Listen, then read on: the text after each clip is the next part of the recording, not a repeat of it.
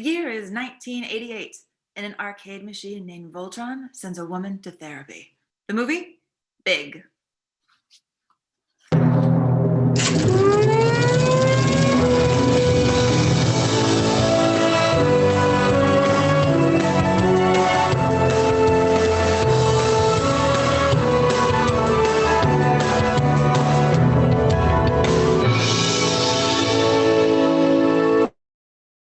Yes, hello everybody. Welcome to Unspooled. Spool. I'm Amy Nicholson. I am Paul Scheer, and this is a big experiment. Amy and I do this podcast. It's called Unspooled, and every week we watch a movie from the AFI Top 100 list. These are supposedly the best movies ever made, and Amy and I go through and watch them, and we determine whether or not they are actually the best movies ever made, and some of them not so great. I would argue that Tom Hanks is a star of one of them that should not be on that list, which was Forrest Gump. I mean, Amy, you would agree with that, I think, right? I would say that Tom Hanks is the star of two of them that should not be on that list. I'm going to throw in Saving Private Ryan. Wow, look at that. We have hot takes, people. Anyway, I'm Paul Scheer. You might know me from shows like The League or Human Giant or NTSF SD SUV. And Amy, you are one of my favorite critics out there. You are a brilliant writer, and we've been doing this for about 2 years now, right? Has the time gone by that fast? All because we started talking about Ghostbusters on a different podcast. Yes, and then we followed it up by having a very intense conversation about Tommy Wiseau's The Room, which I believe is a film that should be on the AFI Top 100 Greatest Movies of All Time list, because when you make a movie that bad, it needs to be on the list of the best movies. You can't do that. No one else can do it as good as Tommy. I mean, I would put that on your gravestone. Paul Scheer, he died arguing to take Saving Private Ryan off the AFI Top 100 list and replace it with The Room. I stand by it. I mean, it's a lot of words to put on my gravestone, but I stand by it. Tonight we are talking about Big. Why Big? I don't know. Tom Hanks obviously has been in the news, but we wanted to do something that we thought would be a fun movie to watch and talk about. Little do we know that Big, this movie that comes out directed by Penny Marshall in 1988, is super disturbing. I remember it so fondly, not anymore. I mean, this movie is, I mean, there's some great stuff, but there are some whoa moments. They don't make kids, as a dad now, I have a 3 and a 5-year-old, I watch a lot of kids movies. They don't make kids movies like this anymore. They should. Big is one of my all-time favorite movies. And in fact, I would make a strong argument for putting this film on the list because Penny Marshall is a director who is incredibly beloved to me. And if it's not Big we put on the list, it's going to be A League of Their Own, if not both. I would make arguments for both of those. I mean, don't you feel like that would wreck the whole AFI list? I mean, there's no female directors on there. Do you really want to break that glass ceiling? Them out. I want to shatter that glass ceiling. We're going to talk about Big in a little bit, but we want to talk a little bit about Tom Hanks. Obviously, we all know Tom Hanks. He's the biggest star of all time. And we on this show have talked a lot about, there's another like kind of ubiquitous actor that has shown up a lot in AFI films. And I was noticing a little bit like, oh, I think he's like Tom Hanks. I'm not the first person to say this. He's like the Jimmy Stewart of our time. Would you agree with that, Amy? Well, yeah. And when I was preparing for this episode and going back and doing all of this original research with what was going on with Tom Hanks in the 80s, before he was Oscar winner Tom Hanks, he was already being positioned by Hollywood as the future Jimmy Stewart before he was even in Big. I actually found this fashion slideshow that he did for Esquire magazine in 1987 before Big, where they're making him the Jimmy Stewart that we actually have seen in some of the AFI movies. That is definitely Jimmy Stewart in the Philadelphia Story, right? Outside, yes. A beautiful girl, pouring martinis, dressed in these 1940s clothes. And they not only have a Jimmy Stewart in Philadelphia Story, they dressed him up like Jimmy Stewart in Rear Window. Look at this. Oh, wow, with this little camera and binoculars. Now, here's the thing. If you've never listened to the show Unspooled, we have learned a lot about Jimmy Stewart, and we believe that Jimmy Stewart has BDE. And every one of his female co-stars is like, I've never been kissed like this. He's the sexiest man. So I guess, I mean, we have to transfer some of that BDE to Tom Hanks. Does Tom Hanks have that BDE? Tom Hanks has BPE. Tom Hanks has a big piano energy. That's what we're going to see. Oh, geez. I don't like this. We're just starting. You don't like big piano energy?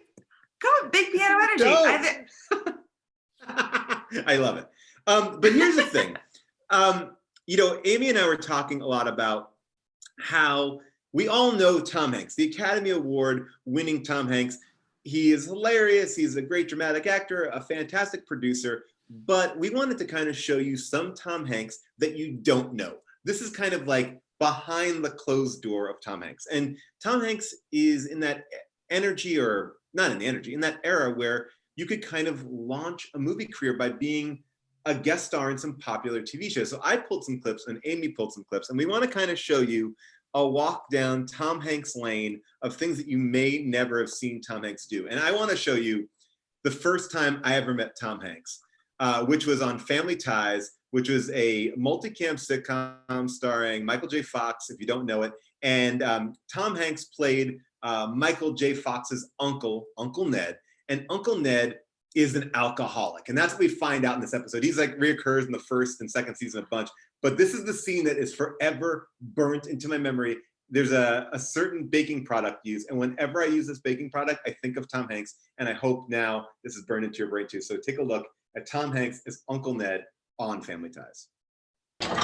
Yo, Uncle Ned, are you okay? I'm fine. I'm fine. I'm fine. Let's see. Now, there ought to be some alcohol in here somewhere. Oh, what have we got? Marinated artichoke hearts. You ever have a real good artichoke high, Alex? Cut it out, Uncle Ned. You really don't need this. Oh, here we go. Now, it may not be Miller time, but it is vanilla time. Just looking at you, kid.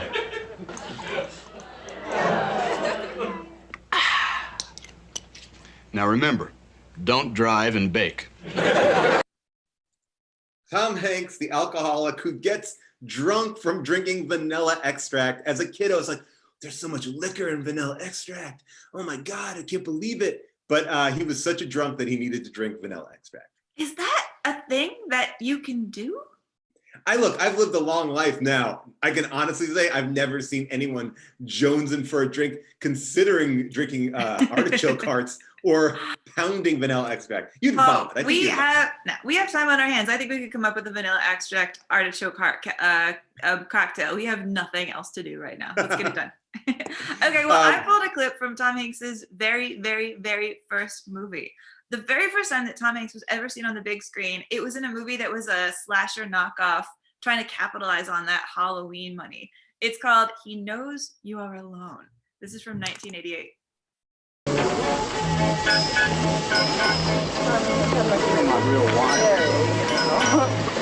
Too bad they don't have a roller coaster. Thank God for a small thing. Don't you like to be scared, Abe? No. Most people do, actually. I mean, like to be scared. It's something primal, something basic. Horror movies and the roller coasters and the House of Horror ride. I want to go on that next. And you can face death without any real fear of dying. It's safe. You can leave the movie or get off the ride with a vicarious thrill and the feeling that you just conquered death. One hell of a first-class rush. Don't tell me you're a psych major. Oh, a good deductive guess. I'm most interested in fear, the emotion of fear. For example, why, after seeing Psycho, were so many people afraid to take showers? Not me. I never saw the movie. You were afraid, right? You bet. Fear fascinates me. People pay to be scared. When you think about it, it's real ridiculous. Give me some. Ridiculous. That's the word I was looking for. Well, Amy's been a little edgy lately. She's getting married in 2 years. Oh. And she thinks some maniac's following her around. No. Guilt. Freud would have a field day with that. You see, now you have a professional opinion. Thank you. Is he a big man? Let's just forget about it, okay? No. Answer my question. Is he a big man? Yes. Definitely sexual. I pulled that clip for a couple reasons. Please tell me all of them. Okay. One, well, he's really only in the movie for like 4 minutes, so it was gonna have to be that or nothing. Yeah. Two, he is a big man. He's got that big piano energy, and I thought that established it. Three, he says some really brilliant stuff about horror, actually, that I love. And I love that he says it so early on in kind of the rise of the slasher genre coming back and conquering the world. 4, he's at an arcade, which made me think of big. And 5, the ultimate reason why I picked that clip is because this was the way that people saw Tom Hanks for a really long time before Splash and Big 86, 87 started to turn around. They thought that he was just this like flip, sarcastic guy who got all the girls and was kind of like a cocky, brilliant asshole, which is so Yeah. different than the America's Dad image we have. I wanted to go all the way back to the beginning. Well, are you also saying he's kind of like the Jamie Kennedy of the Scream franchise, kind of just laying it down? I mean, he kind of has that vibe right there. Thank you for making that illusion. I really appreciate it. This is why we do Anytime this. I can bring up Jamie Kennedy, I will. But Amy, you talk about him being a real cocksman, a cocky cocksman. I'm going to tell you, did you know that Tom Hanks is also known for his karate? Take a look at this clip from Happy Days, where he challenges the Fonz to a fight. Now, I guess in this episode, I don't know what happened, but the Fonz is now like a straight-laced dude. Here's just one moment of it. It's great. Respect that. Nice coat. Thank you. Nice material. Looks real sharp. There's one thing wrong with it, though.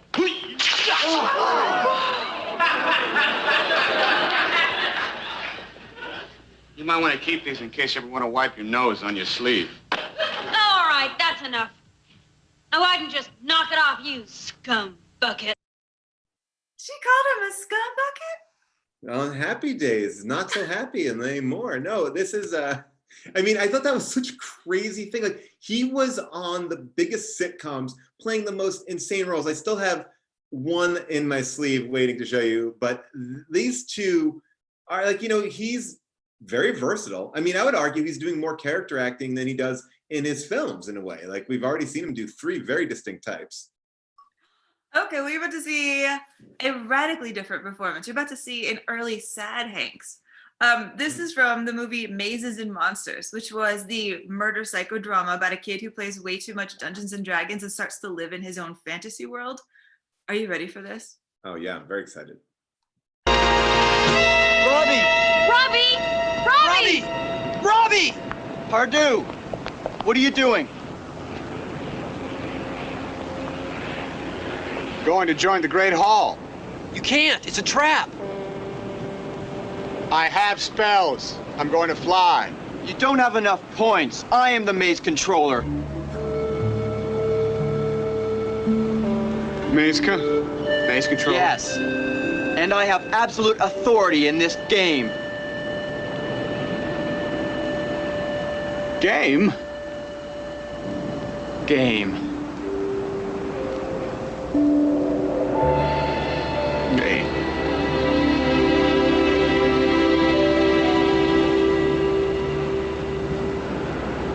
TJ, what am I doing here? Kate, why can't I remember? Brand new can turn to when cold winds blow. Oh my goodness! It's like a after school movie or whatever it was. That's like the one where the kids get together and they actually create like fascism one time, like The Wave. That's really Ready Player One action. That's amazing. Wow. Tom Hanks turning in some Going for that Oscar. He's getting that Captain Phillips cry on.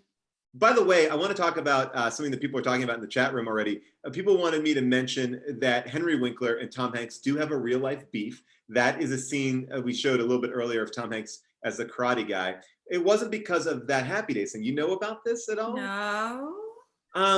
He basically got Henry Winkler fired from Turner and Hooch. Or I'm kind of calling this from the head. Either he got him fired or it was miserable to work with. It was one of the two things. They had a hooch beef, and so I think recently they have like settled it. But Henry Winkler, the nicest man I've ever met in my entire life, sat down and had like lunch with my parents. Nice. Would only talk shit on Tom Hanks, so you know that it actually like really affected Henry Winkler. Like, so I love it. I think they've made it up now, but it is worthy of mentioning that the only person that has a beef with Tom Hanks is the ultimate nicest guy in the world. And it is also worth mentioning that the makers of Dungeons and Dragons did not approve of Mazes and Monsters, that Tom Hanks film, and I suppose they have yet to approve of it. They should approve of it now.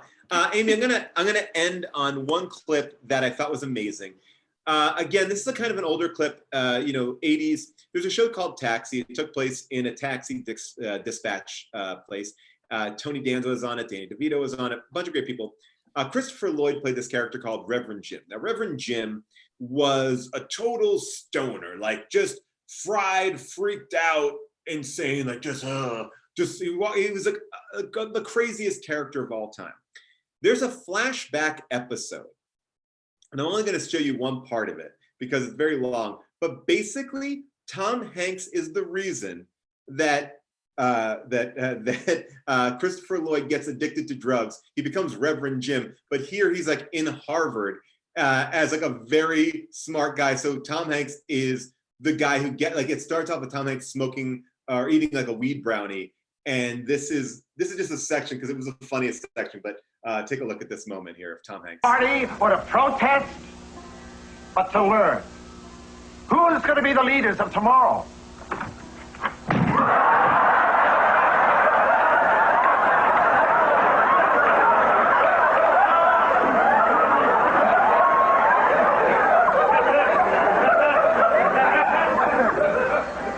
How did you guys meet me here? Gordon, this is our room. I thought the ceiling looked familiar.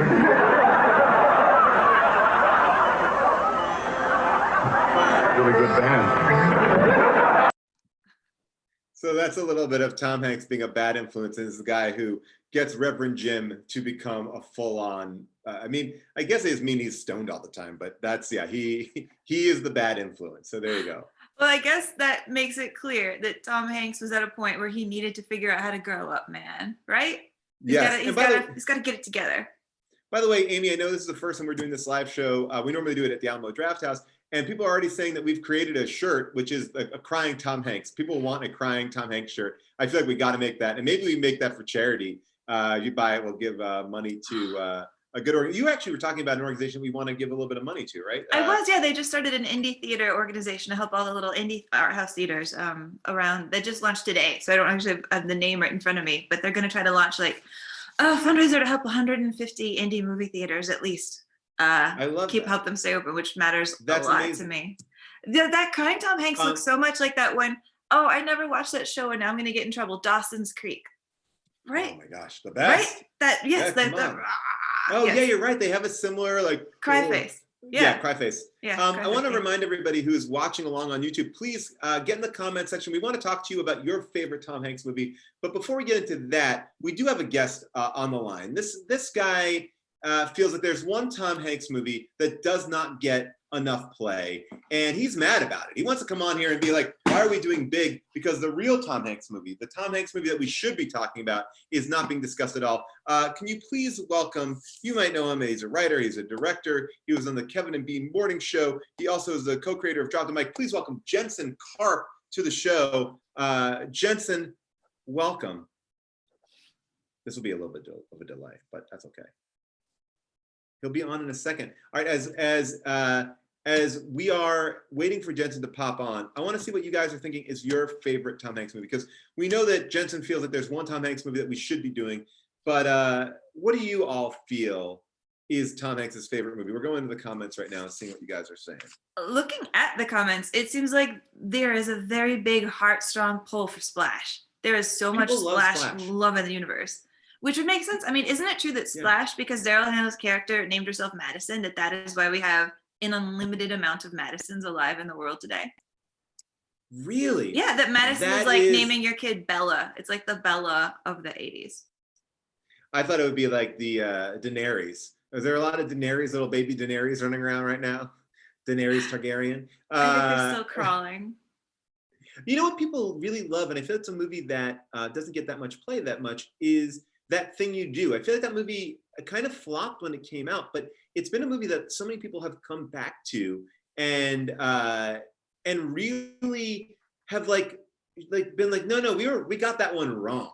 Do you have a fascination with that movie? Well, it's a Tom Hanks directorial movie. I know. I wonder if it had done better, if there would be more of a Tom Hanks directorial push. You know, he does that, and then he's like, I'm just going to work with Spielberg for a long time. I don't want to be the director anymore. Like, what could have happened? Is there an alt-world?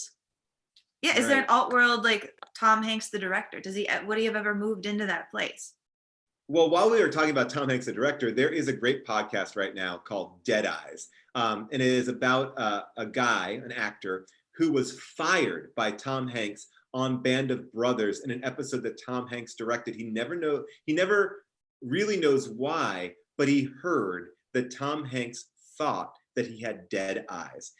It's Connor Ratliff, and you can listen to Dead Eyes wherever you listen to the podcast. It is my new favorite podcast. Ryan Johnson's on the podcast. Oh, here he is right here. Jensen, he's connecting the audio right now. Now, we understand that you are upset that we're doing Big because you feel like there's a Tom Hanks movie that really, you're pissed. There's a Tom Hanks movie that we should be talking about. Yeah, I mean, number one, this is kind of effed up that you guys haven't even mentioned clearly what is his best movie. Also, I only speak really truly when I get this angry one way, which is through rap battle. Oh, wow. All right. You're going to battle rap us right now? I mean, yeah, you guys have blown it. You've ruined this entire episode by not mentioning what is clearly his greatest film of all time. And again, I only know how to communicate this way through rhyming word. So maybe you're talking about Philadelphia or something like that. Is that what you're talking about? It's Bridge of Spies. Isn't Bridge of Spies your favorite, Paul? Yeah. Yeah, I mean, it's my favorite. Again, maybe both of you should just be quiet for a minute. All right, we're going to let you take it away. All right. Receive what you deserve is what I'm saying. All right. When you talk Tom Hanks, it's easy to be a chump. Focus on Philadelphia or his role as Forrest Gump. When you obsess over the home run, you completely miss the bunt. Truth is, I haven't seen Da Vinci Code even once. And Polar Express looks like an Instagram filter, and I'm sure his portrayal of Mr. Rogers is just killer. But only one Hanks movie deserves kind words. It's the 1989 masterpiece called The Burbs. It's the story of Ray Peterson and his cookie cutter block, who has new neighbors called the Klopeks who were just a little odd. He thinks they murdered someone next door to where they live, and if that sounds too much like Rear Window, that's because it is. Oh my God. Sorry. Wait, okay, he's being too loud. Jensen has a new baby. And, yeah, okay, sorry. These need to be your baby's first words. I'm sorry, the Burbs, right. Satan is good, Satan is your pal. Okay, here we go. Joe Dante's the director who did Gremlins, which was glorious. He also did Small Soldiers, but right now that's not important. Carrie Fisher plays his wife without buns on her head, and a dude named Rick Dumakin plays a great best friend. Bruce Dern is a veteran just a couple doors down, and when Corey Feldman shows up, god damn, it's a touchdown.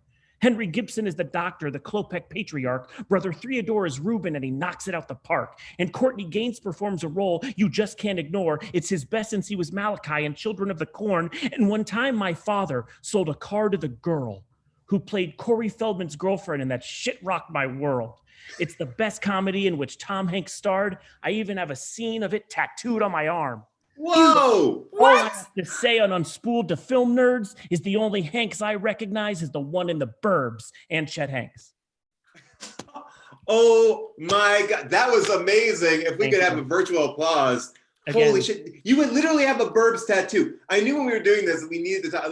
Look at this. Yeah, that's the graveyard scene from the backyard of the Klopeks, which he thought he was dreaming. Was not in reality, but in truth, we all find out in the end, it was real. Yeah. Does this tattoo mean something even deeper to you emotionally? Is it about truth seeking? Nah, dog. It's about the Burbs. No, it has no. It literally has no other definition. It could not make my wife angrier when she asked what it's from, and then we watched The Burbs, and she's like, "This piece of shit." Yeah, definitely. It's so funny that was kind of his follow-up to Big. Yeah. Like for 88, like, yeah. It also was like the longest running thing. I don't know if you remember, this is a very Paul Scheer thing to remember though. Yeah. On the Universal Tram Tour. Oh, yes. They had the house up for like 15 years. And when they'd pass it, they'd go, a lot of you might not recognize it, but it's from the film The Burbs. And every time I'd be like, yeah. And everyone in the train would be like, what is he doing? It really is my favorite movie, though. It's not a bit. It's my favorite movie of all time. I need to rewatch it because I haven't watched it in years. And I feel like there are certain movies that you just commit to, like there's like, it will never change because it's like burnt into your psyche as like, you will never see it differently than when you saw it when you loved it. That's it. Never. And also like, I love that 90s kind of like comedy that just happens. Like it's sort of Yeah. like you're like a fly on the wall kind of comedy. And if you look at the cast, it's really great. I mean, from you know, an incredible Bruce Dern role, maybe the role everyone thinks of in their head. Actually, I know that sounds crazy, but Bruce Dern is so iconic in it. And then Tom Hanks has so much fun. It's like the Splash Tom Hanks. It's sort of it's just like stand-up Tom Hanks, which is great. I'm so bummed that when I worked with Bruce Dern on Black Monday that I talked to him about John Wayne and not this. Who was it that worked with Bruce Dern? I had someone in my life who worked with Bruce Dern, and I made them talk to him about the Burbs. I should have done it. It would have been great. He told my friend, I just can't remember who it was, but he told my friend, he's like, the amount of people who talk to me about the Burbs is something I never would have thought was happening when I made it. He's like, there's no way I ever thought anyone would ever bring it up again. And he's like, and I hear about it all the time. You know what, Jensen, I know that we all are doing our best to create content during the quarantine, and you're doing something really cool on Instagram, right? Can you tell us about that quarantine for a second? Instagram Live, on my wife's Instagram Live, at Danielle Fishel. We have a trivia contest. We've been doing it for already way too long. And basically, we were going crazy in our house and decided to take callers in, or whatever you call it, on Instagram. We give them a trivia question, and if they win, they get something we found around our house. So we've given away a crock pot. We've given away a Red Robin gift card that had $61 left on it. We had already used it once. Tonight, we have a game called Headshot Roulette, which is you pick from 2 folders. One has Danielle's headshot from her childhood, which is like iconic, like, oh, Danielle Fishel, Topanga. Yeah. And then you have mine in the other folder. I was in one American Express commercial as a kid. And so far 2 times people have picked me, which is a bummer. Well, Jensen, I'm so excited that you came on. Thank you so much for talking about the Burbs. Now you've made me want to watch the Burbs after watching Big. It was great to talk to you, and we'll see you soon. Long live the Burbs. Bye, guys. Long live the Burbs. Bye. That was fantastic. That was amazing. Holy shit. I realized that he did his Rear Window. I didn't even put that together. My mind is absolutely blown. They were pushing the Jimmy Stewart from the beginning. I love that. I gotta rewatch it. I'm down to rewatch it now. You know, before we get into our big conversation about Big, which we both watched recently, and we're gonna kind of peel into it and talk about all the positives and negatives. There is one person that out there that feels like this is potentially the best movie ever made. This is hands down. Again, there's a lot of people, as we saw here, people talking about Splash, people are talking about all these other Tom Hanks movies. Oddly, not a lot of people talking about his dramatic work. People really respond to like the 80s comedy Hanks. And there's one person out here that believes that Big is not only his best movie, but maybe the best movie ever. So she's going to come on in just a second. But I want to see again from people out there, what are you guys, what are y'all thinking about right now, like as far as Tom Hanks movies that we haven't talked about yet? Joe versus the Volcano is the one that you love so much, Amy. I really love that movie. I really want to watch. I've been meaning to try to watch that movie again this week because it feels like it would suit my mood. Do you know? I mean, it's very much a movie about hearing the worst news you can imagine in your life, hearing that impending doom is about to be beset upon you, deciding to do the most generous thing you can do with that time, sacrifice your life, as Tom Hanks says he will do by throwing himself into a volcano to save an entire island nation.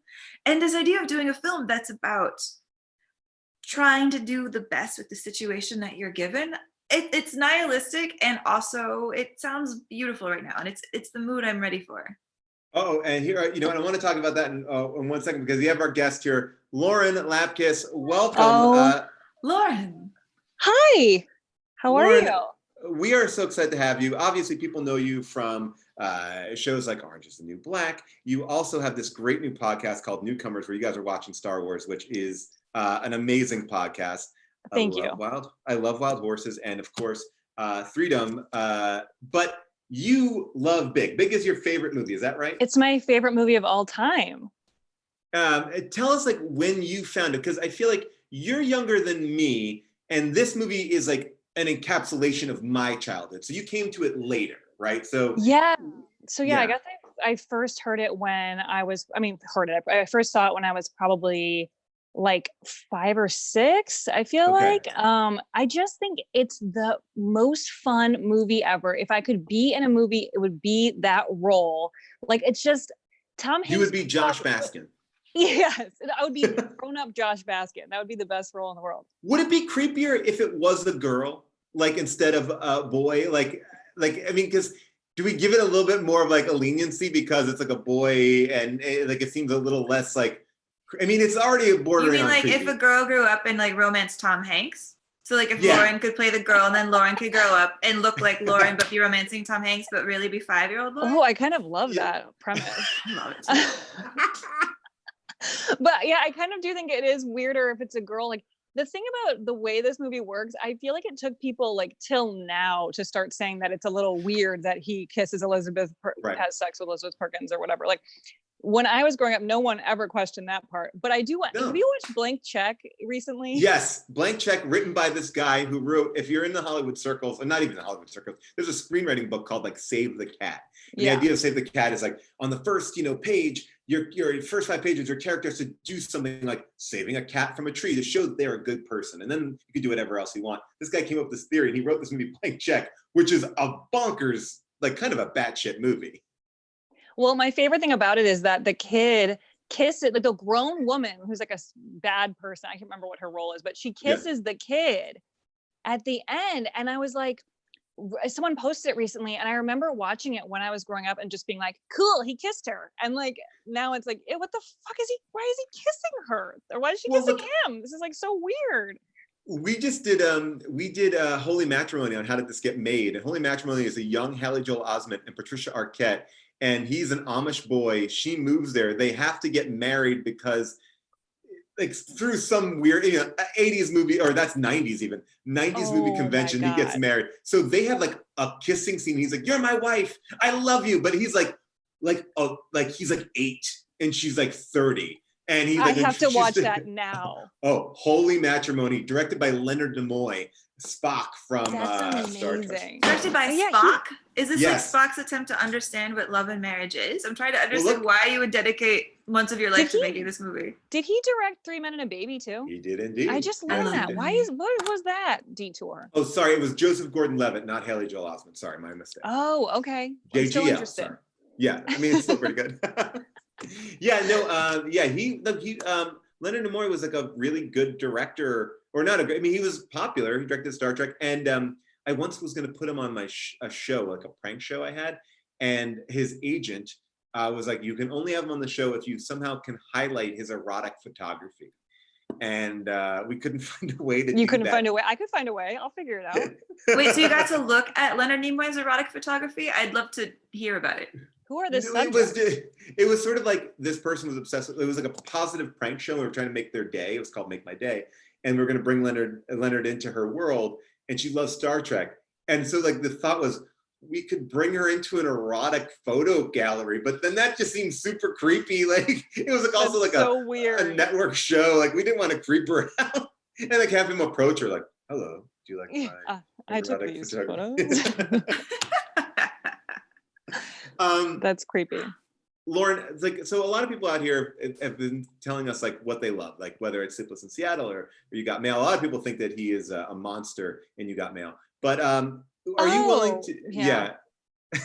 I mean, we forgive a lot in these 80s movies. I mean, we forgive a lot for the time period, and we also forgive a lot from Tom Hanks. I'm willing to let him get away with anything at this point. I love him. He's just so fun to watch. Yeah, 1,000%. Like if I had to be murdered, but the person who needed to murder me hired Tom Hanks to murder me instead, I wouldn't even be mad about it. I think I'd be fairly peaceful. Die that way, like, oh shit. Like a Tom Hanks murdergram, I'd just be like, cool, bye.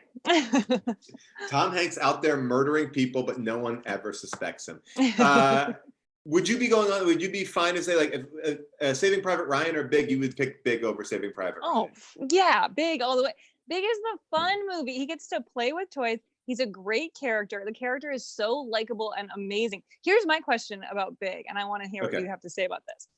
So I've watched it like a million times. I don't watch a lot of movies over and over again. So this is really like a special movie to me, but I've started to think more about it lately. What do you think happens when he grows up for real? Do you think that he like is cool and like keeps his childlike heart? Or what do you think? I have thought about this a lot because I think we know something about what's going to happen to him as a kid. So, okay, he gets back to his life. He's 13. It's 1988. When it's 1998, he's going to be 23. He's going to be living right by New York. He absolutely becomes one of the first .com millionaires. Absolutely. Gets on that web really early. In fact, I even have a picture that I like found somewhere that we can find, that my guess of what's going to happen, because you see that when he's a kid, invents a proto iPad. He invents that like electronic comic book. It Essentially looks exactly the Kindle. like a Kindle. Yeah. Victor Torre, yeah. He's going to get in. He's going to make a killing. And then I think he wastes his life from that point on. I don't think he elevates to become like a real proper like Bill Gatesian type. I think he's just one of those weird millionaires who checks out and then eats a lot of Soylent. That's my bet. My theory on it is by the time he turns 23, someone is able to connect the dots and they go, you've been delinquent on your rent for the last 10 years. We're suing you. He gets caught up in a legal battle and he dies penniless. He never gets to live his life. He never paid that rent and it's all the interest. Just I hate that idea. There is no paper trail. I mean, I'm so willing to forgive everything in 80s movies, but like it is funny like that he doesn't give a social security number and gets a paycheck. And he pays his rent with like he has nothing in his bank account. He doesn't have a bank account. Like he's totally fine. He gets a huge loft in New York. He orders everything. He somehow has credit cards. Like we can't think about it. And this all happens within 6 weeks. I mean, nothing happens that quickly. No. Lauren, what do you think happens to him? Well, okay, I've thought about the idea that maybe he reconnects with Elizabeth Perkins, and so she's what, like 50 or something, and he's like 30. I don't know. I can't think of their age difference, but that could be a fun path to take, like the romance rekindling. As now he's like, "Hey, how are you doing? What's been going on?" Now, I think she probably has gone like into a mental hospital or something because she just has watched a person turn into a child, and meanwhile, his mom has had her child missing and he called from a kidnapper. He has a kidnapper. There was a grown man in her son's underwear in her house. Like she's been losing it for the last, rest of her life because she's now trying to figure out what happened and who that was. And then Josh grows up to look like that guy. How do you make sense of that?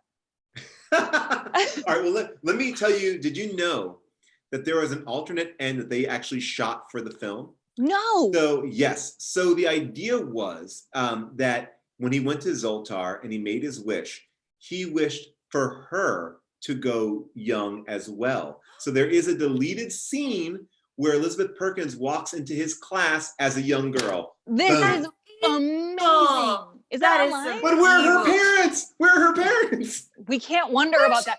Where is this footage? I need this now. Apparently, she clearly told him she did not want to go back to being a kid. She said she went there. It was miserable. I agree. I would never go back to being a kid. That's like I don't even know what I call it. It's not statutory rape, but it would be like time clockatory rape to like it's complicated. Be forced to go back into your youth. He's making her do something against her will. If anyone can find that scene, people that are on our YouTube right now in New Zealand say that they have seen it. I just had that research, so someone has seen it. Yes, it definitely was shot. Penny Marshall shot that end. Have you seen Little? No. Oh, yes, I did. Yes. Issa Rae. It's really cute. I mean, I love body switch movies. That's also like all my favorite movies are body. I'm like 13 going on 30. Yes, vice versa. I also like About Time, which is not really body switch, but like time travel, and it's like painful in that same way. There's a lot. I also love 17 Again, which isn't a great film, but it's very fun.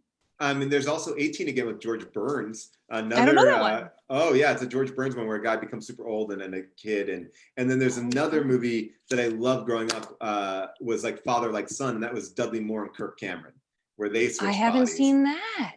I mean, I have this there's theory. some good ones.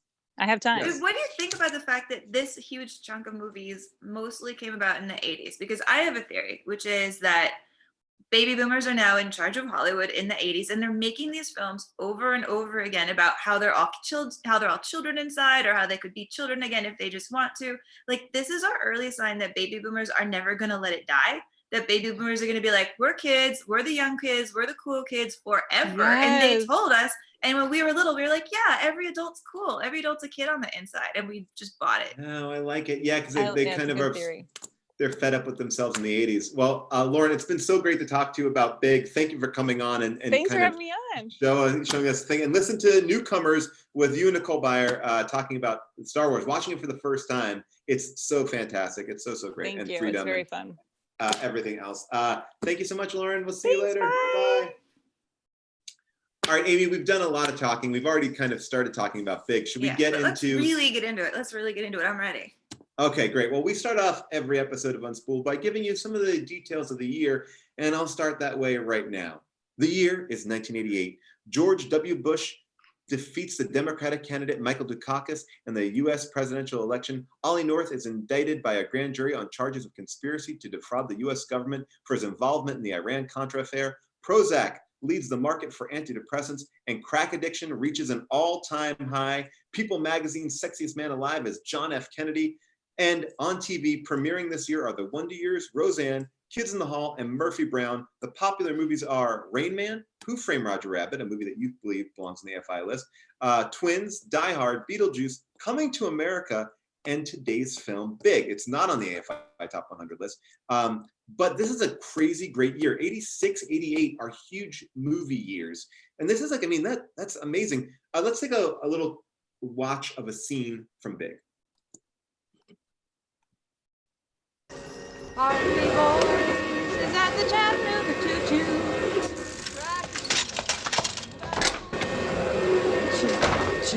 Shoot.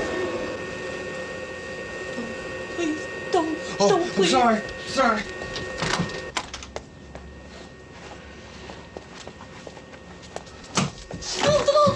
Mom, it's me. It's Josh. Mom, Stop it! Mom, I made a wish last night.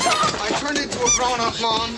I made this wish on the machine. And it turned me into a grown-up. It was last night at the carnival. My birthday's November 3rd. Mom, I gotta be in my history test. Here, take the purse. You can have anything that's in it. Go away. My baseball team is called the Dukes. I made this for you. Who are you calling? Ah! I have a birthmark behind my left knee. You bastard, what did you do to my son? I am your son, Mom. Where is my child? Mom! Where is my son? Mom! Straight up horror movie scene. Amy, Big, tell us who's in it and what's it about. Big, it is the story of Tom Hanks playing a young kid named Josh Baskin who goes to his old time machine, makes a wish that he can be big again, grows up as an adult, has a romance with Elizabeth Perkins, learns to be really cool at designing toys. And I'm sorry, I'm really still caught up in that scene that we just watched, because do you know what horrifies me the most about that moment? What? When he bursts in the house, is the way she clutches at her shirt so that he can't see down her blouse because she thinks this strange man has broken into her house to rape her. I never understood her fear completely until right now. This movie is obsessed also with a lot of breast looks. A lot of people are getting a lot of shots at breasts. Like the mom's covering her breast. They're talking about the teacher's breast. Then he gets to touch Elizabeth Perkins' breast. He gets to look at Elizabeth Perkins' bra in a scene. There's a lot of breast work in this movie. There's a lot of breast work in this movie, but there's a lot of I think just that clip alone shows how wonderful and masterful this film is. You have the physical comedy of him breaking that little tchotchke as he's exaggerating and trying to yell and trying to scream. You have the beat in the script where he thinks that she's screaming because he has to go wipe the mud off his shoes. You're inside his kid mentality, the whole beat of it. You have her real, thorough, freaked out anger and panic. There's real emotion in that scene. I think a lot of these 80s body swap kind of comedies are it's wacky, and Big makes it horrific a lot of the time. But what I think the reason why this movie has an element of horror or maybe creepiness to it is the acting is so good. That's Mercedes Rule, who plays his mom. She's amazing. She won the Best Supporting Actor Oscar for The Fisher King, but also just a great Broadway stage actress and film actress. But she's playing it so real. And Tom Hanks, I mean, we'll talk about this movie a lot, but Tom Hanks is fantastic in this movie. He played this part so well. Penny Marshall did this amazing thing where she had the actual kid who played the younger version of Tom Hanks do the scenes before Tom would do them. So he would watch the kid do the scenes so he could kind of not steal, but watch how he would approach them so he could actually use that to inform his acting. And I think it makes a big difference. I think that like we see this a little bit in Jumanji and stuff. I don't think that they're doing that as much, but you can see like when you really adopt a character, how you can transform. And Tom Hanks totally is a different version of Tom Hanks than what we showed, that cocky kind of coxman of 80s TV. Yeah, I mean, I think Tom Hanks makes a better kid in this movie than most Hollywood actor kids playing kids their exact age in movies.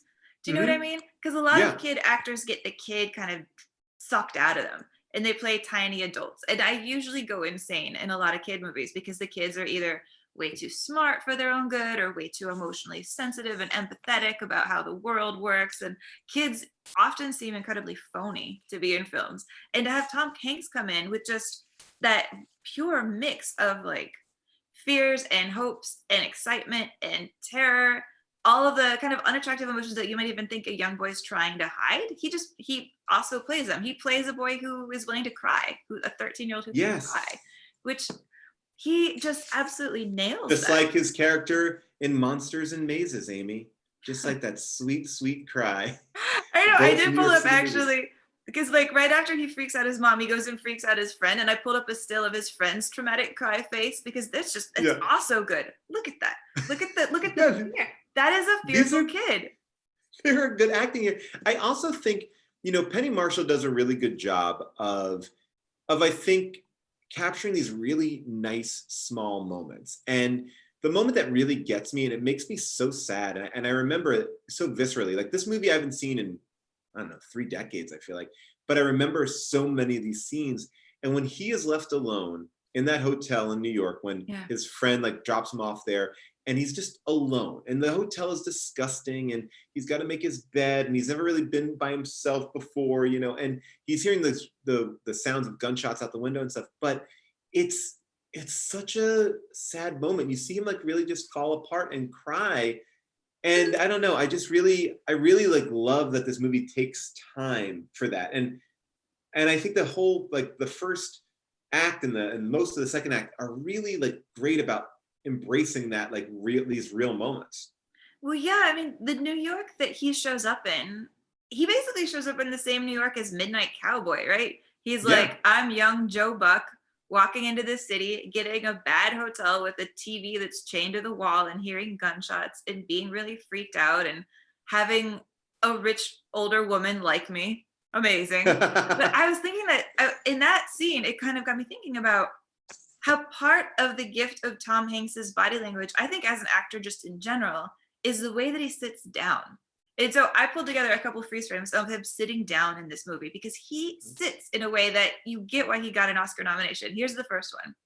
Look at him sitting on the steps, knees kind of knocked in, feet twisted to each other, hands in pockets, sitting like a child, sitting in his room again, sitting awkwardly, clasping.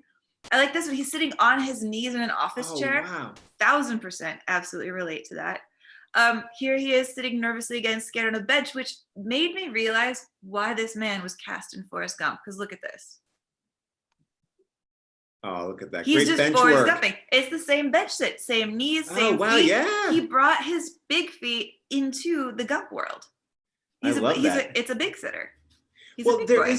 There's something about these movies. We talked earlier about how there's all these body switch movies. I mean, and this one seems to be the best. I mean, I think you could probably make an argument that the Jennifer Garner one, 13 Going on 30, is like up there as well. But there's so many disposable ones. And I think that this one, it goes deeper than just like, party. Like they enjoy the party of it, but then they also just have real emotions. But I think what I was kind of blown away by was how many like 80s conventions are in this movie that you see now in things like Stranger Things. Like I think in my childhood, I was so upset that my walkie-talkies wouldn't work to connect to my friends. Like everybody in the 80s movie was on a walkie-talkie. I was like, these things don't work more than 4 feet. Come on, people. Like unless you had like some industrial strength walkie-talkies here.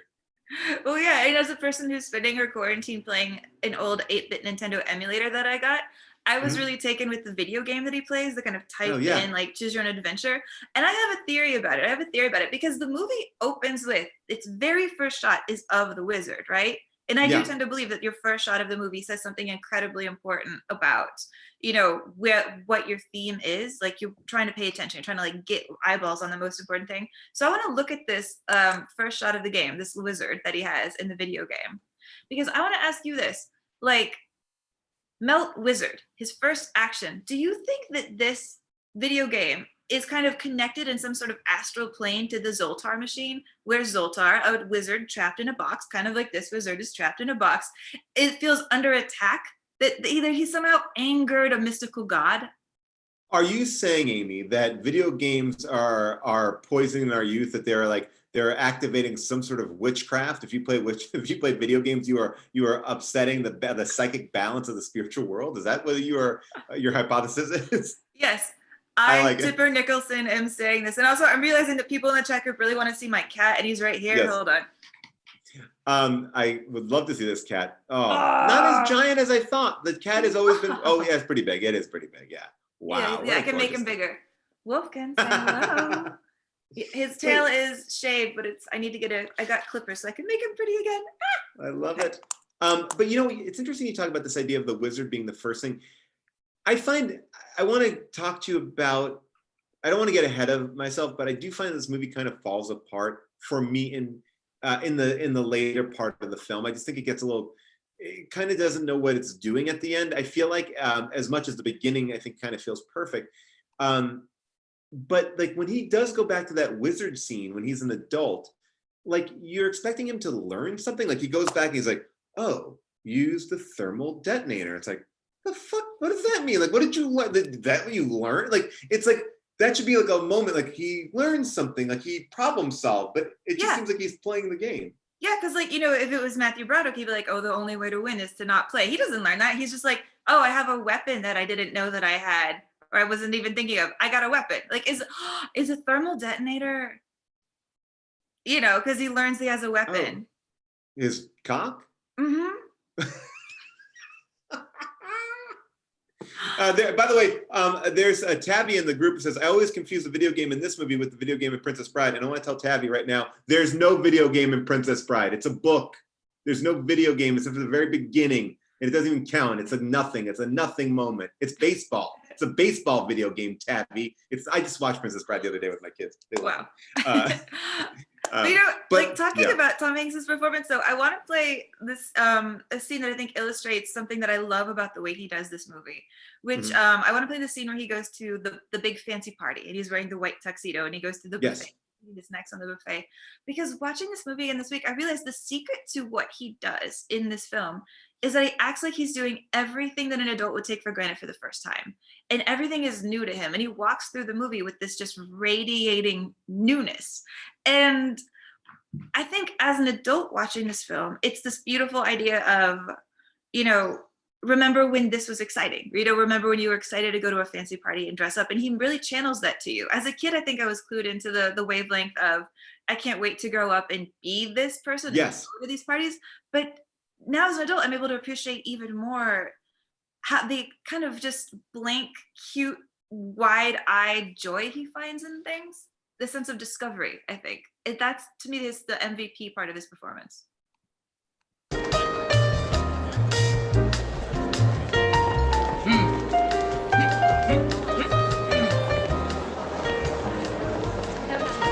Works on your hips. You need a whole other exercise for your thighs. It's true.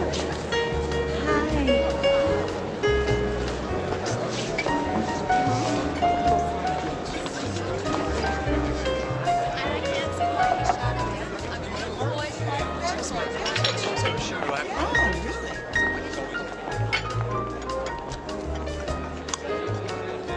Let me grab a plate here, okay?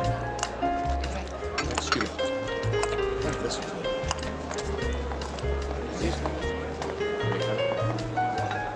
The guy's a goddamn knockoff artist. What do you mean? Amphibian? He takes 10,000 G.I. Joes, slaps some gills on, webs their feet, packages them in seaweed. Yeah, man. Look at those aces and blues. Carrot.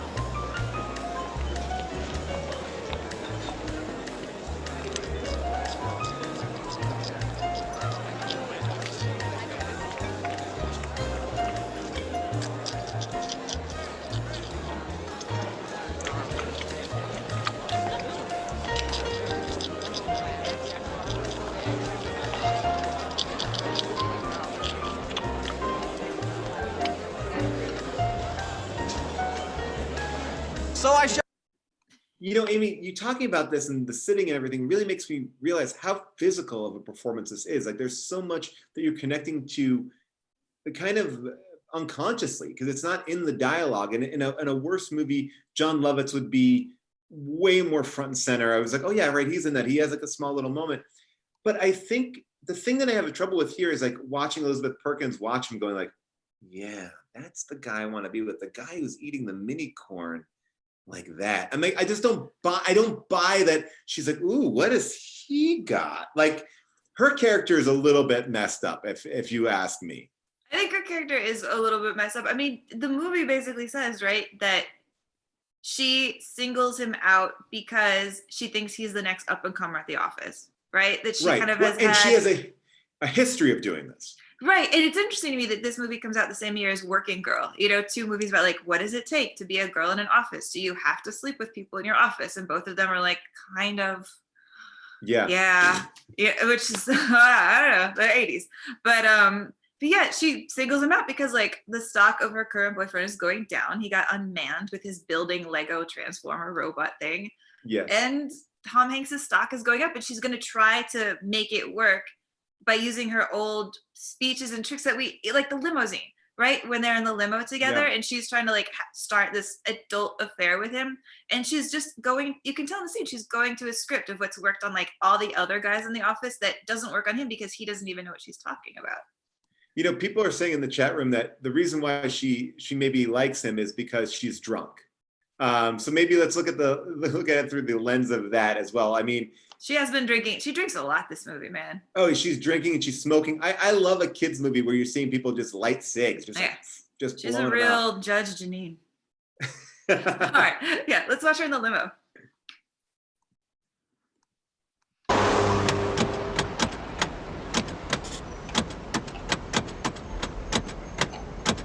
I mean, just seeing someone in the office, you don't really get a chance to know them. I mean, just being with you here tonight, I really get a sense of who you are. Are you gonna eat these fries? No.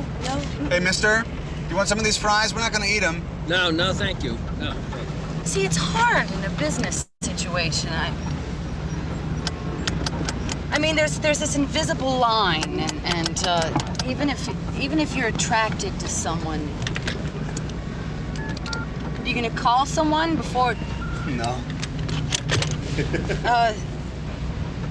I mean, at this point in my life, don't play with leave the, don't, no.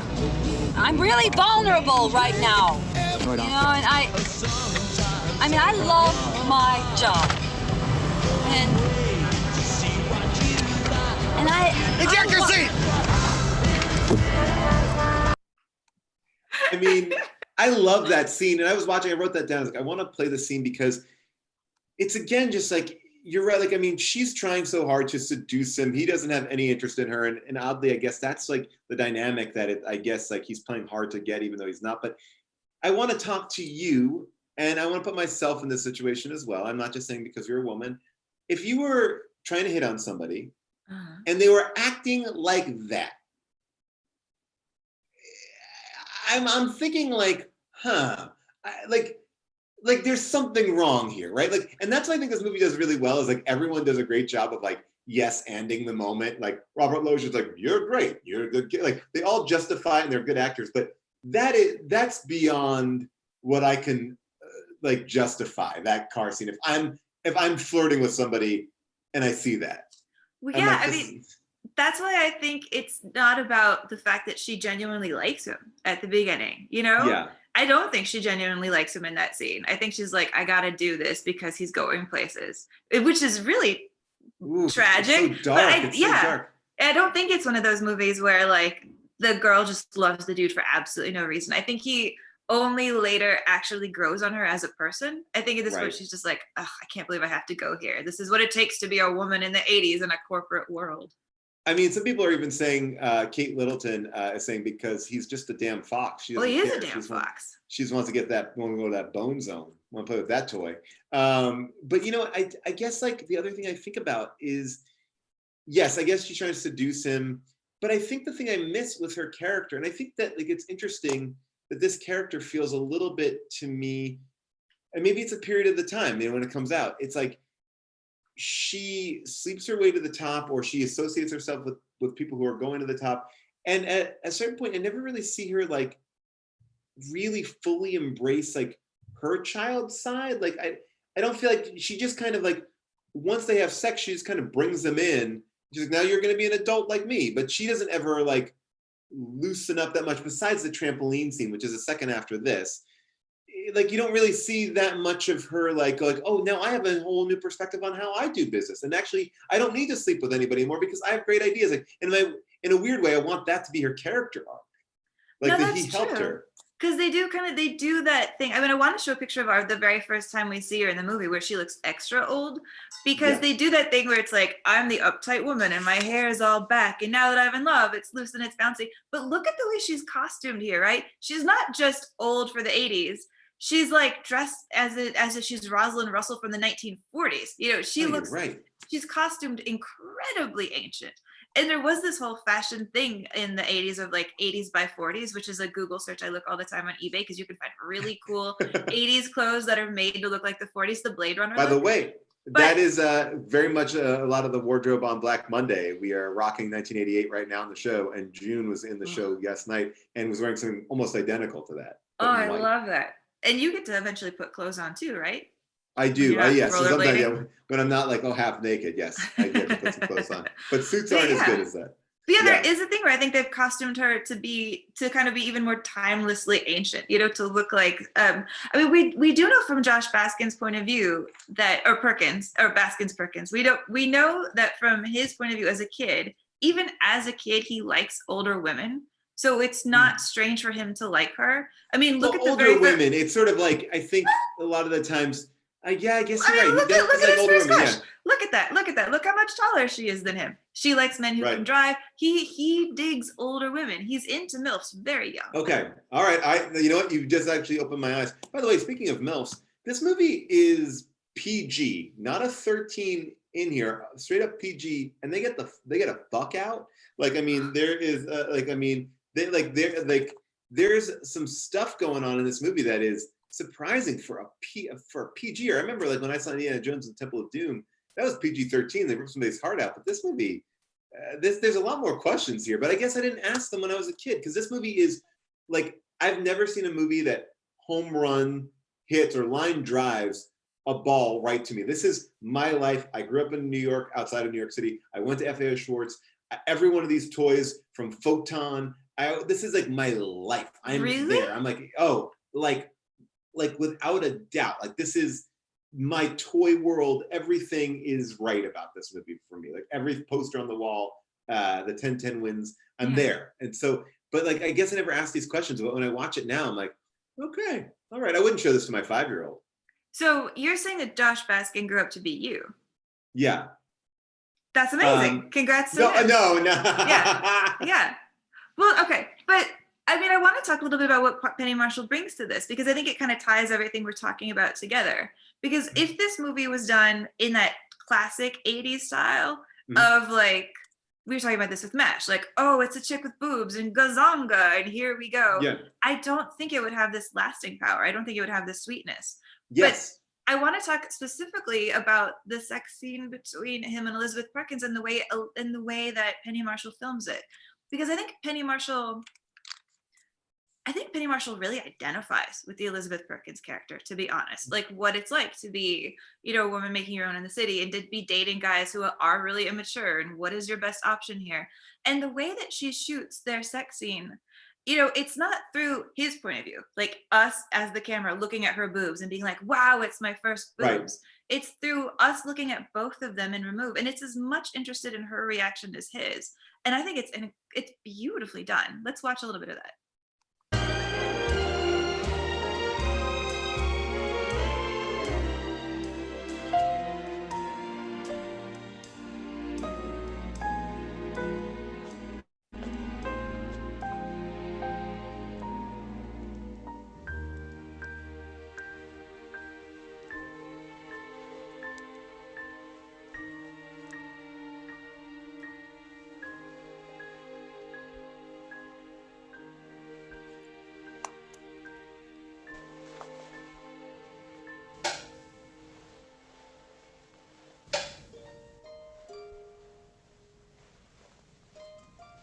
You want the light on?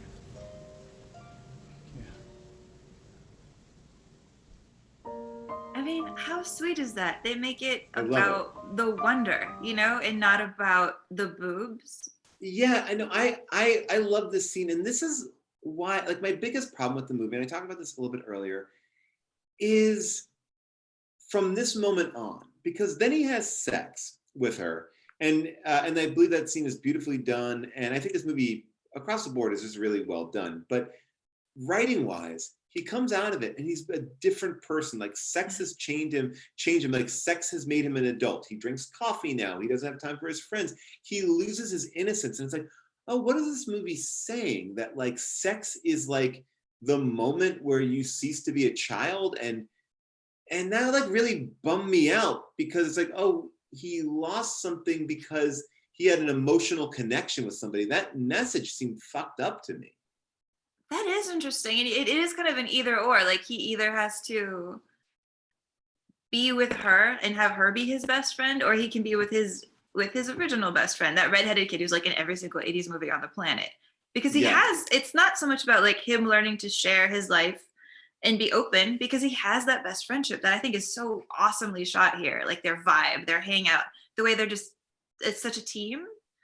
Yeah. So, yeah, He literally takes the sign off his office door. He's like, boom, I drink coffee now. It's like, oh, I don't know who this character is. And it's like, and I don't feel like, I mean, maybe the idea is that he's playing as an adult, and then like he goes to that dinner party.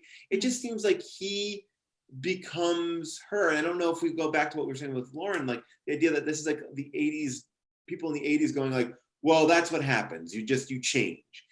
And I didn't like that. I didn't like that he, like, all of a sudden doesn't care about his parents, doesn't care about his friends because he had sex once. Like, it literally is once. And you don't think they keep doing it? You don't think he, like, well, I think, but they I mean, eat but pizza like, and... yeah, I mean, totally. They're eating, they're chowing down in that Pizza Hut and just to go into the bone zone. But the idea that he, like, the change is immediate. It's not like weeks, and it's like, so there was something about that just didn't sit well with me. It just felt like, it's like, oh, when you give your heart to somebody, you lose your innocence. I don't know. I mean, it's a bigger idea, and I think it's a reason why I think people think it feels creepy too, because as it gets into this later half, that's where I think that's where the creepy stuff is. I don't think the creepy stuff is in the beginning. I think the creepy stuff is when he kind of tells her, I am a kid, and she doesn't really care, and then they're having this like kind of fight, and then she doesn't believe him. I don't think it's that she doesn't care. I think I want to really let the Elizabeth Perkins character off the hook, because she genuinely thinks he's an adult. I mean, you wouldn't be like, what if he's secretly a boy? She believes what she's shown. And, I totally agree. And what if she, like, when he turns into a little boy, she just vomited, like projectile vomited. Well, I mean, I do. 13. I do love that she keeps trying to like change what's true. He tells her she's 13. She's like, nah. And then she finally believes it, and she runs to Voltron. And then they have this moment where she's like, you're 15 or 16, right? She adds a couple years on to what he already told her, and he has to tell her 13 again. Actually, can we even just play that? Because the look on her face is so disappointed. It's so upsetting.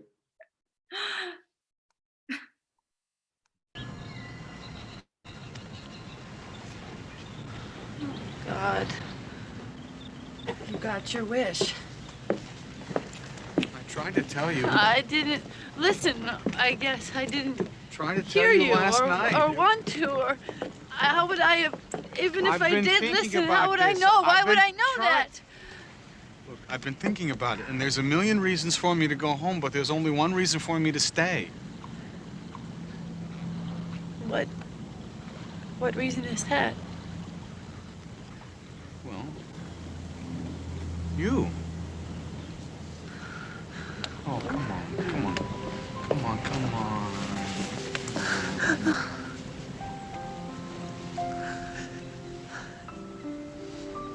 So, what are you, 15, 16?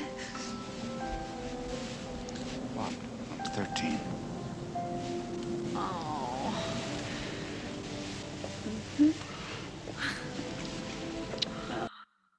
This is the moment, you cut it out before the moment. You don't have to play it, but you cut it out before the moment, which makes it all the creepier, because she goes, figures, like it's like she's like that's what their sex was like. And I was like, oh, now you've put me in the mind of you fucking a 13-year-old. I don't like it. I don't like it at all. But again, she does a great job acting there. And you know, she was supposed to kiss him on the lips. Elizabeth Perkins said, forehead, please, like at the end. But can you picture this movie? There's a moment in time when Tom Hanks was not going to be able to do this. He was busy with some other films. And so they were like, let's not kind of create the same thing of like a Tom Hanks light. Let's go somewhere else. Yeah. And it was going to be Robert De Niro, and which is definitely not Tom Hanks' choice. And then on top of that, because Robert De Niro wanted to do like a kids movie, and he was friends with Penny Marshall. And then Deborah Winger was the first person they offered the part to. So it could have been Deborah Winger and Robert De Niro doing that scene. How old are you? I'm like 13, give or take 13. This could never work. This works because Robert De Niro, this works because Tom Hanks is not a method actor. Tom Hanks was like, I tried to be a method actor, didn't work for me, I just act. Robert De Niro would have to somehow become a child. He couldn't do it. No way. No, I don't think so either. And you know, Amy, we have been going a little bit long. It's been a big show. I wanna talk about a couple things. I know you have a theory on basically the evil wizard of this movie, on Zoltar. But do you want to maybe what should we do? Because I don't want to keep people up too late on the East Coast. Should we kind of jump to the end, or should we talk about Zoltar for a second? Let's race through it really fast. I just want to show you what I think the most implausible thing is in the movie. I do not think the most implausible thing in the movie is that this guy goes to a Zoltar machine and becomes short. I think the most implausible thing is literally the last scene in the movie. Let's take a look at that. There's just like a still. The most implausible thing is that he gets back to his mom. He's a kid again. He's been gone and kidnapped for like 6 weeks, right? Yes. And then the ending credits is that she just lets him go and hang out with his friend again. And they're just like walking down the street immediately. By the way, that would never happen. You know what? I have a theory about this because I was watching it. That scene simply was like, it ended like it ended. And then they're like, oh, that's a bummer ending. Because it's a beautiful moment. Actually, Mercedes Rule is not even on screen. And you hear it in her voice. She's so happy he's home. It's a very emotional. I found myself being like welled up over it. And they feel like they thought it was like too weird to end on that moment. So they took old footage from the beginning of the movie because they're wearing the same outfits from the first scene and just like, play it again, play that dumb rap that they do. Like that rap that actually Tom Hanks improvised because his kid came home, the Shimmy Shimmy Cocoa Puff rap.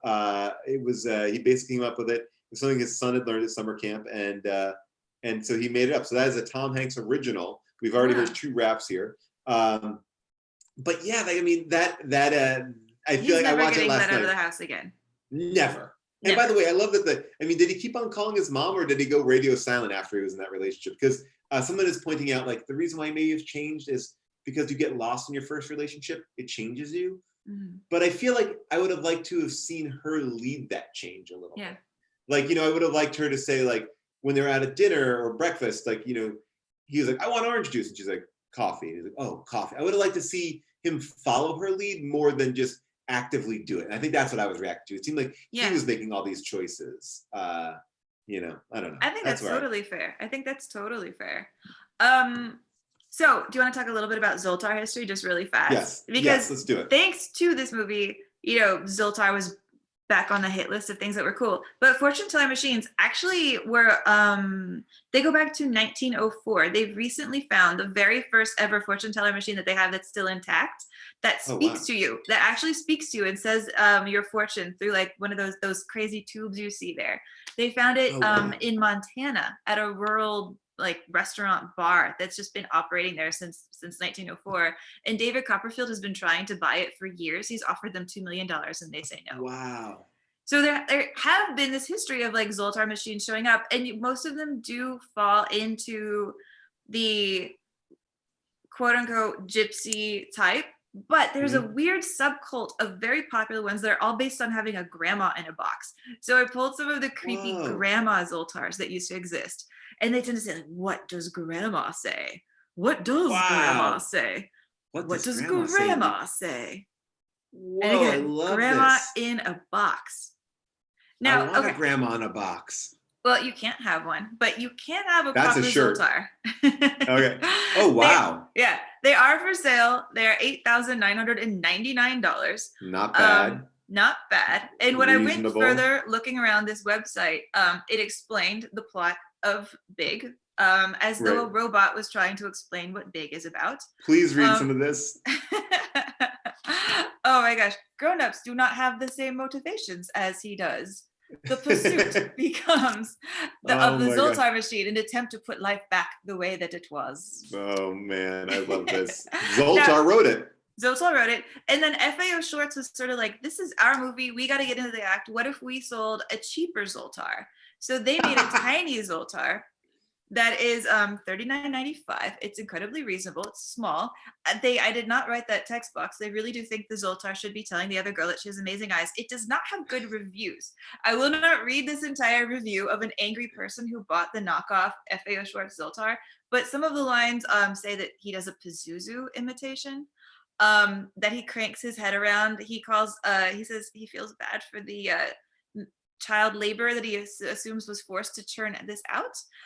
It's the most brutal review I've ever read in my life of a Zoltar machine. Now, there is an online Zoltar that I found, and I don't know if we can pull up a website. We can. Okay, there's an online Zoltar, but it is all based around Brexit. So do you want to see what Zoltar Yes, 100%, says yes. about Brexit? Okay.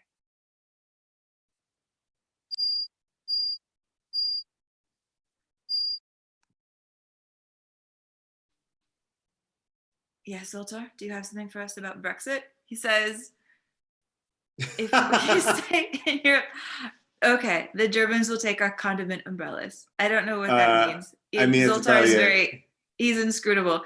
But did you know that there is a Zoltar appearance, a cameo, in a film that I recently learned you and I both love? Well, no, what is it? Let me see if you can recognize it. Oh, yeah. Uh-huh. I remember this. War Jam? You may have.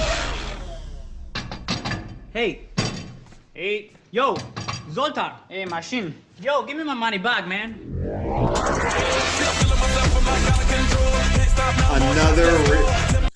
Yep, Zoltar shows up. Step Up 3D. another reason why I love Step Up 3D. I remember that because I freaked out when I saw it, but it's not actually the real Zoltar. It's like they just slapped that Zoltar name on it. I know. What are you gonna do? Hanks did reunite with a Zoltar machine played by Stephen Colbert a few years ago. Oh, really? If you want to see how that went. One here. All right, sorry. Look, if your soul is off the table, there is one other thing that would please Zoltar. Well, sure, anything. Will you read my screenplay? Oh, you have a screenplay. What's it about? It's about a carnival fortune-telling machine, kind of an everyman. After he gets dumped by his fiancée, he goes on a road trip to find her, but ends up finding himself. Well, I kind of feel like I've seen that one before, and sorry, I'm not interested in playing a fortune-telling machine. You fool! You're way too old to play me. I was hoping you could get this to Colin Hanks. Really? There you go. I can't find the slot. Yeah, there you go. Well, boing. All right, fine. I'll take it. Fine, okay. Can you please just make me 30 again? Your wish is granted. You shall wake up tomorrow and be 30. Awesome. All right, now that means tonight is my last chance to see Inferno with the senior discount. Bye, Zoltar. Bye, Tim. I love it. I feel like this is the problem. Like when you get to do a movie that's this big and it kind of like is all encompassing, they're always going to make Tom Hanks do this. I was doing research for this, and like there's so many times that Tom Hanks doing that rap, the shimmy shimmy cocoa puff rap. You can see him doing Zoltar. Like you can never escape it. And I feel like the one thing I can say about Will Smith and Tom Hanks is they go, "Bring it on. What do you want? Want me to do it? I'll do it." They don't fight it, and let that be a lesson to everybody out there. Don't fight it. Just embrace it. They love it. They want to see you do it. Amy, this has been great talking about. We didn't talk about the big giant piano scene. That piano in FAO Schwartz, I used to go there and dance on that piano, or not dance on the piano, just run around on it as the kids do. And that is actually a bigger version of the piano that they actually had there. They actually built a specialized piano, and Robert Loggia and Tom Hanks actually did that dance. They had doubles, but they were so, they felt like they could actually do it. And Robert Loggia, great in this movie as well. Like kind of like, I love a toy man. I love a toy man who, like, I love that he's at FAO Schwartz, like looking at like what the kids are interested in. Like he doesn't have his own toy store. He's just like, Mr. Hasbro goes to the most expensive toy store to see what the in-touch kids are. I mean, I would go to FAO Schwartz just to gawk because it was so expensive, but it was like brought me back to my youth there. That was the best time. That's where I got my first Teddy Ruxpin at FAO Schwartz. We waited online at 5 in the morning. Well, did you have multiple? No, my only, I guess I should say. Well, somebody gave it to me recently. But yes, so again, as you go to sleep tonight, picture Robert Loggia and Robert De Niro dancing around on that piano. Now that's a movie I want to see. That is not a movie. So Big got great reviews when it came out, but it did get one kind of negative review from a critic that I really like a lot. His name is Jonathan Rosenbaum. And do you want to hear what he said? That was anti-Big? Yes. Okay. Yes. He was annoyed at the whole trend of big movies, and he said, yet another comedy about a boy occupying a man's body. While this is marginally better and more serious than most of the other movies in the cycle, the psychological ramifications of the change still aren't very convincing. Once again, the overall premise is milked for some mild titillation involving the kid's sexual innocence, making one wonder if the genre's popularity might involve some deeply sublimated form of kiddie porn, arguably the distilled ideological essence of squeaky clean Reaganism. Wow. Holy. Yeah. Well, like, look, somebody got ahead of it. I know a lot of people like wrote to me. I've been telling you, I've been doing that, like that texting app thing. And so many people are like, this movie, you wrecked this movie for me by making me rewatch it. I feel so creeped out by it. I think a lot of people who've never seen it or have a memory of it feel differently about it. I think I felt, to me, I always thought it was a perfect film. I think I feel less that it's a perfect film. I think it's a really well acted film. I think it's actually a really well directed film. I just have some issues with like the story of it. I really I think like the third act or the midpoint of the second act. But it's a huge hit. Penny Marshall's the first female director ever to direct a movie that grosses more than $100 million at the box office. Way to go, Penny. This movie spins off a musical that opens at the Schubert Theater, runs for 193 performances. It was nominated for Best Book and Score. It is wild. That trailer is online of that musical if people want to watch it later. Oh, you yeah, should Google that. It is nuts. I mean, they've done this too many times and it never really works. 193 is not a real long time. No, it's also Tom Hanks's first Academy Award nomination. This is the beginning of Prestige Hanks. This is the beginning of people being like, he's not that sarcastic dude. He's a real actor, and I can like him now. And then he's like, I'm going to go to the Burbs, which I can say because Jensen's not here anymore. But by the way, that's what happens. Always you have one in the can that's ready to go that you don't know one's going to life change. It's like Halle Berry did Catwoman next. But this movie also, I mean, as much as I'm ragging on the screenplay, gets a nomination for Best Original Screenplay, which is also written by Anne Spielberg, who is the sister of Steven Spielberg and Gary Ross. It's nominated for a Golden Globe for Best Motion Picture, and it won for Best Actor for Tom Hanks. So this is a big, big is a big movie. Do you believe it belongs on the AFI list? If we were to put it on the AFI list, would you put it on the AFI list? I would love to. The only wrestle in my head is would I rather have this on in A League of Their Own? And today I am not sure. I have just seen Big, which makes me want to say Big. But if I rewatch A League of Their Own tomorrow, I could easily say A League of Their Own. I love both of those movies so deeply. You're saying this is the best this is the best like body switching movie. I think you might be right. Yeah, definitely. Yeah. I think I think there's so much here, and this movie is so iconic. It feels like it's a perfect movie to be on the list. There's no movies from 1988 on the list. I would put this on the AFI list as well, even with my issues with it. And we do one thing, right as we're wrapping up here, where we have to know if the movie has any resonance in culture. And the only way we can understand if this movie is resonant in culture is if it has been parodied on The Simpsons. And Amy, has this movie been on The Simpsons? Absolutely. This is from the episode Lisa versus Malibu Stacy. This is the episode where Lisa starts a gigantic she starts this campaign. She's very furious at Malibu Stacy for being so dumb and saying just dumb, sexist things. So she decides to invent her own doll, Lisa Lionheart, which she hopes will be a gigantic success, and it is not. But in the case of this whole story of making this doll, taking the doll to the shop, they go to a giant toy store, and here is Homer Simpson amusing himself. Anymore. Oh.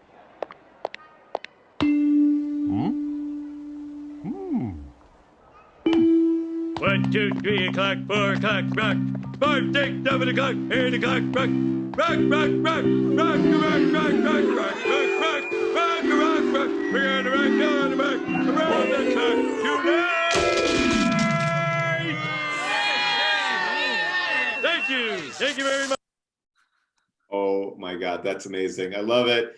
And you know, I just want to continue to talk about the lineage of this film. Like, obviously, it's in The Simpsons, but this is a movie that's produced by James L. Brooks.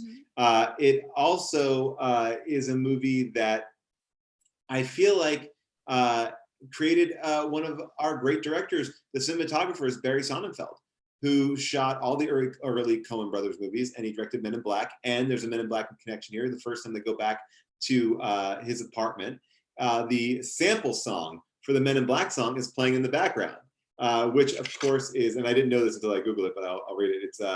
It's I guess it's the Forget-Me-Nots by Patrice Rushen. And that's Patrice Rushen in the background. But when you hear it, maybe that's, I don't know, I just like that little Men in Black connection. Isn't that the song that they remixed to be the Men in Black theme song? Yes, that's what I mean. Yeah, not the Men in Black song. That's right. Yeah. I love that jam. Yeah. I love that jam. Well, I guess we should wrap up. I do have a trivia question for the chat. If they think they can get this. In fact, I have two. Okay. I have two. This is we'll give you something. We'll figure out when we'll give you something. But all right, no Googling. No Googling. Question 1. What is the name of the, Tom Hanks has done many remarkable achievements in his life. He's been nominated and won many Oscars, but he has only ever written one book. What is it called? Wow, I did not know he wrote a book. Mm-hmm. All right, well, and while people are kind of giving in their answers to that, I'm going to say that there's a lot of love for League of Their Own. I would argue that right now in our comment section, League of Their Own is winning over Big. Really? I mean, I would love to have Madonna on. You know how much I deeply love Madonna. And we got another T. Hanks on here. Is anyone getting it, Molly? Does anyone get this one without Googling? Now I feel like Googling is happening. Oh no! No one got it. No one got it. 20 second. Oh, there's a 20-second delay, so we have to give it a little bit of time. All right. So we have the answer. I'm going to write it down to Molly so she can see it to make sure it all goes down. Right. It was gotten by the one and only Kate Littleton, who hosts our trivia on the weekends. It is called Uncommon Type. It is a book of short stories, and the one thing that connects them is that they all have a typewriter. Tom loves his typewriter. I had that typewriter app that he had where you can like write on your iPhone. Oh, and Ariel also got it. Yeah. Hello. Hi. Oh, there you go. That's awesome. Well, Amy, do you want to do one more trivia question? Let's see. Let's do one more. All right. This is a speed round. Whoever gets this one first wins. Tom Hanks is a wonderful actor. He's accomplished many things in his life. He's also grown in his own stature. As Tom Hanks has grown throughout the ages, what has he stopped at? I.e., how tall is Tom Hanks? How tall is Tom Hanks? That's an interesting thing because they always think that people are shorter to be in movies. How tall is Tom Hanks? I've stood next to him, and I never really took it in. How tall he is. Oh, people got it. People got it right away. Yeah, right out of the gate. Looks like. All right, let's see who got it. Molly. Oh wait, not yet. It's not happened yet. All right, sorry, we're waiting for this. Amy, this has been so much fun to do this with you. To do this Spool Party. And if you guys like it, I like this name, Spool Party. Yes. And if you guys like this and we're still all staying at home for as long as we think we might, let's do this again and find another fun movie to talk about. And so come back again. We'll do it again. This has been great. And people that you're not seeing here is Josh, our producer, the creator of the Josh Richmond Music Anthology. There he is, right there. It's Josh. And Devin, our engineer, Devin Bryant, giving him a little wave there. Is working the whole boards and all the stuff behind the scenes. And then Molly, who's been monitoring the entire chat. Molly, you want to give a wave? You don't have to give a wave, but you can. There's Molly and Molly's dog Birdie. Oh, yeah. Hey. Thank you guys so much. All right, so David Luong got the answer. It was 6 feet even. 6 Tom feet even. That is a good classic number. That is exactly what I would want him to be. Well, everybody, thank you so much for tuning in tonight to our big show. This is so much fun, Amy. It was great. Super fun. Did not be in the same room with you. But I mean, I miss seeing your face in a studio, so I'm glad we get to do this. I do too. Well, thank you everybody for watching, and we will see you soon. And stay tuned for more announcements. We'll do maybe an earlier one once we just wanted to get the kinks worked out, so we did it a little bit later. Thank you for being here in our kinkiest show. We hope. Yeah. All right. See y'all later. Bye. Bye, everybody.